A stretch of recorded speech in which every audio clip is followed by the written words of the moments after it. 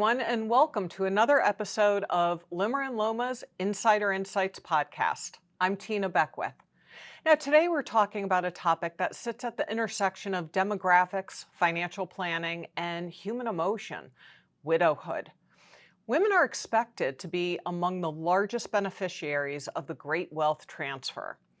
Research estimates that $54 trillion will transfer to widows through 2048, with more than 95% of those assets going to women.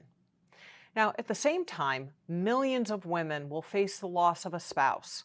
It's a major life transition that often brings emotional, financial, and practical challenges.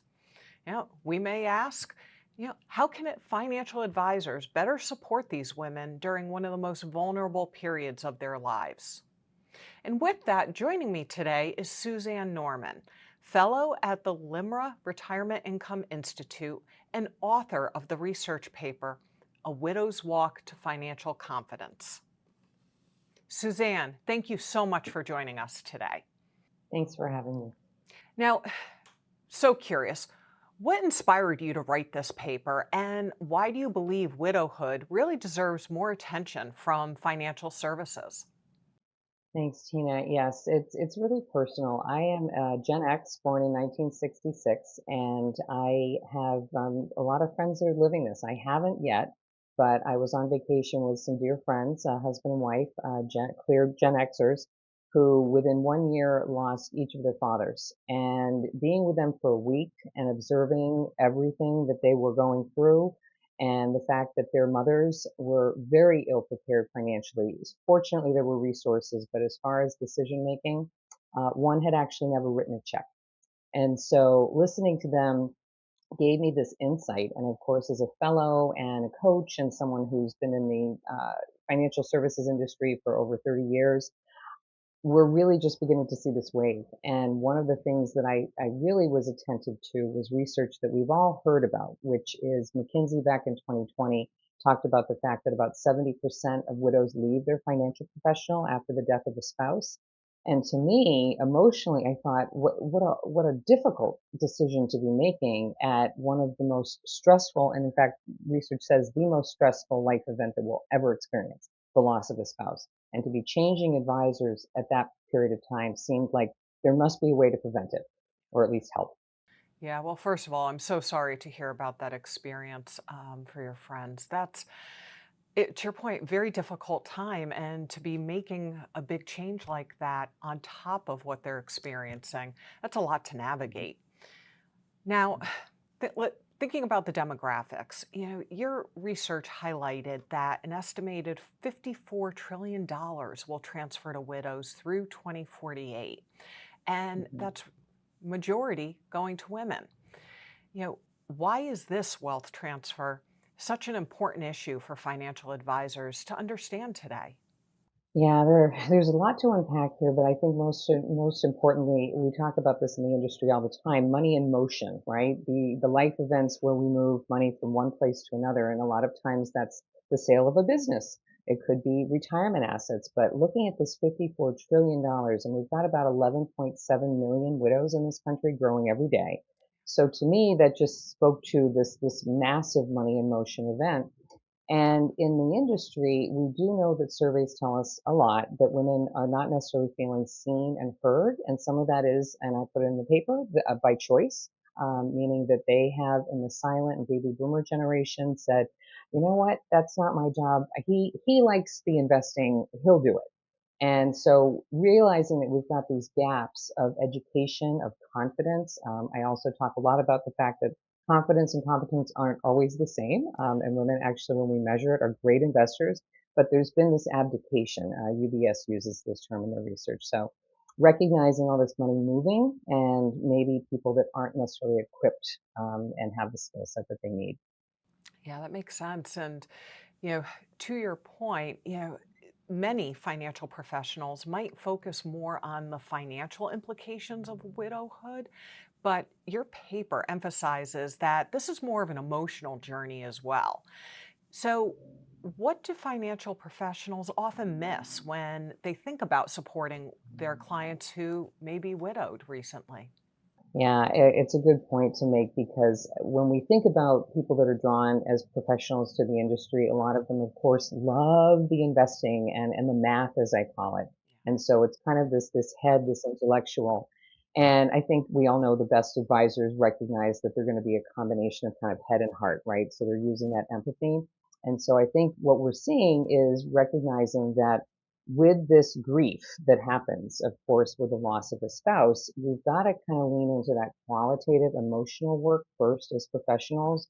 Of course, the math and the money is very important, and we'll, I think, talk about that as well. But recognizing that these emotional intelligence skills of active listening, of curiosity, not necessarily, of course, using a lot of jargon, particularly when we know that grief can actually have physical impacts with people for their cognitive abilities, their ability to make decisions. So there's a lot there that I think if we start kind of down here and thinking about the emotions, we're much better off and better outcomes for clients. Yeah, and it makes so much sense, right? The head and the heart, they work together. Um, so I love how you bring that forward in terms of the math and really needing to understand where someone might be emotionally. Now, in Yeah. your research, you also cite that many women historically deferred those financial decision making uh, responsibilities to their spouses. Uh, what challenges does that create after they've lost their spouse? And how can financial professionals really help build that confidence that you talked about as they're going through these transitions? Yeah, I'm glad you addressed that because one of the things that I see as sort of the shared burden or shared responsibility is that as a financial professional, if you're working with a couple, and again, I'm focusing in this paper on mostly the silent and the baby boomer generation, you have to listen to the couple. And if it was, say, the direction was you work with him, not me, it's understandable that there would be a little bias that's built up there.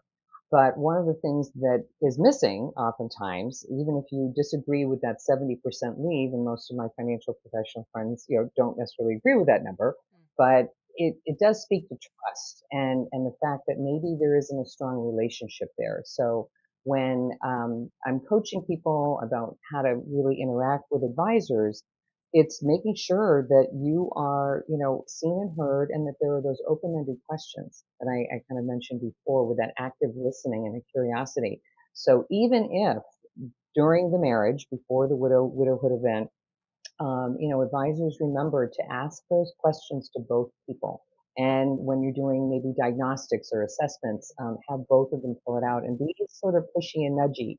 Because again, if the widow is now in a relationship with an advisor where she's going through this grief and she doesn't necessarily have someone who is a linchpin in helping her navigate this new phase of solohood, it's something I think that can be avoided with financial professionals adopting some more practice management that incorporates coaching skills. Yeah, and I agree. It's so important to your point. While both partners are a part of those conversations, I'm fortunate. I have those conversations. We have a fantastic financial planner, and my husband and I Hmm. both meet with him. And I'm fortunate that I'm a part of those conversations. In that, I do feel like I'm more confident. When it comes to those decisions and being a part of the process. Hmm. Um, you know, as you think about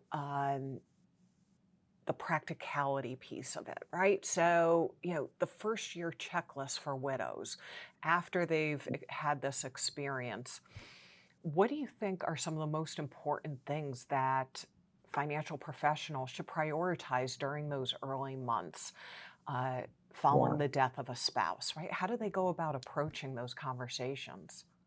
I see it as three parts. I think about the who, meaning that if this event or when this event occurs, you need to know who's that emotional support person. It could be someone in the family, it could be a friend, but getting into the who. Also, I think the more creative, modern life advisors, as I call them, build up resource lists. So certainly the resource list from a professional standpoint often includes, trusted tax advisors, trusted attorneys, But what about some of these resources that are out there for widows? I put a few in the paper, but there are definitely things that you can have as far as a referral source. So the who is really critical right away. The other thing is the what. So women often delegate in those older generations the investment role, but a lot of times they are paying the bills. So my friend's example is maybe a little bit more extreme, never having written a check. But knowing where things are and what kind of accounts are set up and getting organized is really critical. So just kind of getting the lay of the land so that what and then the how is really like looking at, what matters to me and going through an envisioning exercise. Now, again, some of this we have to pace properly because, again, grief has many phases and there's no direct line, but recognizing that there's going to be a reestablishing of what's important to the widower. And then one of the things I do put in the longer checklist in the paper is thinking about a professional organizer. Because a lot of times there is downsizing. So that might also circle back to the resourcing. So recognizing that those are important steps. Yeah, and everything you just described really talks about the broad change that someone's experiencing when an event like that happens. And one of the other changes that they experience is a true immediate change to the household income. Social Mhm. security benefits, pensions, retirement income streams can all be affected. So, what should financial professionals be reviewing to ensure a widow's long term financial security? Well, again, most of the modern advisors, I call them, incorporate planning, but in place of a formal plan, because obviously there will be revisions to that at the death of the spouse, but it's the budget, it's the inflow, it's the outflow. Understanding, as I call it, we're each running our own business. It's just known as our personal life. So recognizing where the income's coming from, what the outflow looks like, again, pacing it, recognizing that sometimes, that lifestyle modification may not necessarily be a conversation you're having in the first month, but recognizing that we need to know the inflow and the outflow, and that budget is critical. The other thing you referenced is that reduced income. So in some cases, maybe there isn't a significant reduction because there might be plentiful resources, but for the most people out there, most widows, they may be experiencing what's known as the widow's penalty. And essentially what that connects to is that if they're both receiving Social Security checks, they will lose one, or the widow will lose one. Now, she may have been earning the higher check, but she's losing the lower check. If she was receiving the husband was receiving the higher check and she got the lower, she'll get his, she'll get the higher. But the fact is that her expenses probably don't go down by about 50%. And then additionally, with her tax filing status, this could change that net income that she's receiving. So the widow's penalty is something we always want to make them aware of. So yes, income reduction is real. Yeah, that's important lens, and a part of the bigger change that you're talking about. And, as you're describing it, it's one of my favorite mantras is that it's a journey. And as you're thinking about and describing the number of different resources that are available, the timing of some of those conversations can be really important. Now, your research also notes that women often express a strong preference for guaranteed income in their retirements. Why do you think protected income solutions can play such an important role for widows, both financially and serving those emotional needs as well? Yes, that could be a full podcast. And what I often do to frame that is I do think about, at least in the United States, our financial empowerment. And it's pretty recent. If you think back or you look back historically, which I do, it wasn't until 1900 that women had full property right ownerships in all states. And then if we look to the Equal Credit Act, that wasn't until obviously the 70s that women could get a loan or credit card without a cosigner. So it's recent empowerment, I guess is the best way to look at it. So with that being said, when we think about guaranteed income, we as women are looking at these longer lifespans. So knowing that we can't outlive this money, and we've got this Forever Paycheck book coming out from Gene Chatsky, which I pre-ordered mine. But this idea of income you cannot live when we have these long lifespans, there's something there. And we looked at research a few years ago that really analyzed what does protected income, what a value study that we did. And that looked at safe and secure. That's what people are responding to. And having an income that you cannot live is important. I will say personally that I live in Boston and there are 6 owners in my building, and I live with a centenarian. So my neighbor will be 100 in August. And so we're seeing more and more of this. So I think that women's lived experience, both from that financial empowerment and that being recent, and then longer lifespans, the annuities are really, I think, a solution that will fit many, many people. The one data point that I also point to, Tina, which gets back to this advisor awareness or financial professional, is that when we looked at women's interests, 9 out of 10 said, I want protected income. But when we looked at how many financial professionals were actually mentioning it, because 48% that these women specifically said they wanted or were interested in an annuity. So I know we mentioned pensions and Social Security, so there are lots of forms of protected and guaranteed income. But we saw very few advisors actually mention it. So that's Mm, just an awareness gap between what women want and need, and perhaps the financial professionals, again, having a little bit more empathy for that lived yeah. experience. Yeah. Well, first of all, I'll say, more power to the centurion in your building. That's amazing. I love hearing stories like that. And yeah, you're right. I mean, that guaranteed income, it's almost like having your own personal pension and that forever check. And like you, I pre ordered my book, The Forever Paycheck, and I can't wait to dive into it when it's available. Um, Getting back to your paper, though, one section that you had really focused on Gen X daughters uh, who increasingly find themselves caring for the aging parents. You know, why should advisors view these daughters as an important part of the planning conversation? Yeah, again, so layered. But first and foremost, I raised my hand because yes, I am a Gen X daughter. Fortunately, my parents are what we all want to be in our 80s, traveling the world, dancing, having fun, healthy for now. However, when we look at the statistics, and I do like to share this because we think about this, Gen X is referred to as the forgotten generation. Gen X women are sort of the invisible generation, or at least aspect, because of all this unpaid care that we provide in general. So 60% of the caregiving for parents and children is provided by women, and the average age is 51. So Gen X is right in the middle. And when I think about the work and and important role that financial professionals play, these women have also not saved as much. So when we look at the averages, about 101,000 versus 156,000 by men.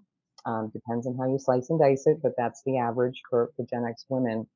So they're undersaved and underprepared, and they're stressed.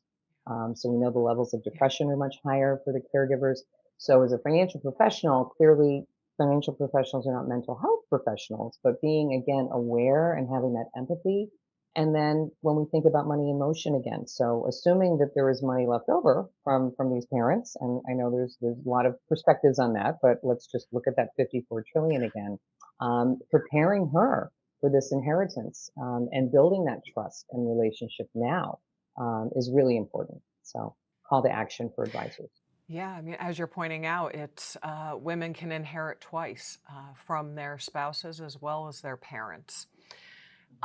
So you outline a number of ways that financial professionals can become those trusted partners for their widowed clients. What separates financial professionals who do that successfully and those who might struggle to retain the relationships? Yeah, I referenced it earlier with this idea of the modern advisor. I wrote a paper a couple of years ago talking about life advisors. And what I mean by that is that sometimes, like in the jargon, we talk about comprehensive wealth management. I don't know about you, Tina, but I'm from New England, and most people, if they have the money, don't really flaunt it. And so, this idea of calling yourself wealthy or having a wealth advisor, sometimes there's friction there. So, all that being said, Hmm. that I think that the modern advisor recognizes the commoditization of the business, meaning that not everyone wants to do it themselves, but from being a successful investment advisor, it's kind of that's step one. So step two is Mhm. recognizing that you do want to take that comprehensive look at someone's life, build in some of the qualitative aspects, not just the quantitative, not just the math. Some of the advisors that I see are really, I mean, they're so creative, but what they're recognizing, particularly with widows, and this is not a new idea, but I always think that it's showing that empathy. Sympathy is, having feelings for someone, but empathy is feeling with them and doing things with them. So that Valentine's Day luncheon that I'm sure you've seen other advisors do, I think that's powerful. You're walking that talk, being creative and recognizing that yes, of course, a semi-annual, annual, quarterly review, whatever the client needs is important to look at the performance. But what else is out in their life? And so tapping into things that women and men too, but women especially like to do, we, like to go or in book clubs. And so advisors that start book clubs, having that ability to maybe, tap into the emotions and, maybe go on a retreat. Lots of advisors do this for their female clients now. So something maybe for widows. Maybe it's not a weekend, but it's an afternoon where they Yeah. can do that envisioning exercise, talk about their new life purpose. And we know that with purpose, one of my passions is that pivot that happens at these life events is really getting the credit for holding that space for someone where they actually can tap into that meaning, that joy. And so I Yeah. think those life advisors are recognizing that their skill set is beyond just investing. Yeah. Well, and it sounds like it's good business, and what a lovely idea. Those are great things for someone to do. Now, as we look forward, as we look to the next decade with Peak 65 and that increasing longevity that you were discussing, the continuing wealth transfer, what do you think is going to be the biggest opportunity for financial professionals who really want to serve women and widows better? I think that there is so much more to a person's life than reviewing the portfolio. And one of my Mhm. best friends who actually brought me into the industry back in 1992 is still in practice, doesn't have any intention Mhm. to retire, is a baby boomer because she has become the quarterback in these families. So, as we all know, you can probably only effectively manage, maybe 100 households, maybe less. Um, Being that first phone call and navigating for the multi-gen, because I think most advisors know that when they're in front of a client, they're probably in front of three clients, meaning it could be the parent, it could be the child, could be the grandchild. So you've got to be thinking about certainly for having that stewardship of this wealth that we're talking about, the transfer, is recognizing that you play such a critical role in managing that tax professional, managing that legal professional, managing some of the other resources that we've talked about. And I think that's exciting Yeah. and using a lot of those coaching skills I mentioned, where you've got this ability to tap into the emotional intelligence of active listening, curiosity, empathy. And with this comes the reward of not only attracting these clients, but retaining them and hopefully getting those Right. extra generations along with it. Yeah, those long-term relationships are so important. Well, Suzanne, thank you so much for sharing your insights and highlighting both the financial and the human dimensions of widowhood. The numbers you shared around the great wealth transfer are truly staggering. And we know that behind every one of those statistics is the person, the human who's navigating one of life's most difficult transitions. And I so appreciate your research that really offers valuable guidance for advisors who want to help their clients move from that distress or uncertainty to being more confident. So, for our listeners, I encourage you to read Suzanne's paper, The Widow's Walk to Financial Confidence. It's available through LIMRA Retirement Income Institute at limrafinpro.com. Thank you for listening to today's episode, and be sure to subscribe to the Insider Insights podcast series for more conversations with industry experts who are helping to shape the future of retirement and financial planning. And until next time, I'm Tina Beckwith.